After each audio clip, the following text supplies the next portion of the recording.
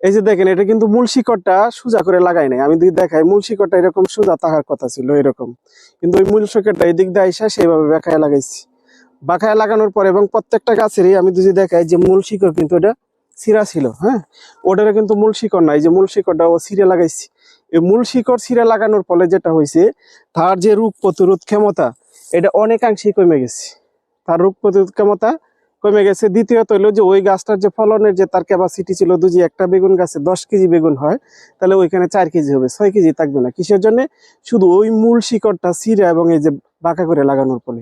এইটা যদি সোজা থাকতো তো গাছটা হয়তো সুস্থ সবল, নিরোগমুক্ত এবং কর্মক্ষম। ওইখানে কিন্তু রোগ প্রতিরোধ ক্ষমতা তার বেশি থাকতো। সে মাটি থেকে প্রচুর পরিমাণে সে খাবার নিতে পারতো। আর সে এইটা কিন্তু করতে পারে না, এই শুধু ওই মূল শিকড়টা ছিঁড়ে লাগানোর ফলে। আপনি যদি আপনাকে দেখাই, এই যে দেখেন মূল শিকড়টা, এই যে দেখেন ছিঁড়ে লাগানোর ফলে সেটা এরকম হয়েছে। হ্যাঁ, ওই যে দেখেন, যখন ছিঁড়ে লাগাইছে আর হলো বাঁকা করে লাগাইছে, এই মাটি থেকে যে ব্যক্তির বিভিন্ন জীবাণু ওই দিক থেকে, হ্যাঁ, তারা আক্রান্ত করছে। যদি মূল শিকড়টা সোজা থাকতো এবং না ছিঁড়া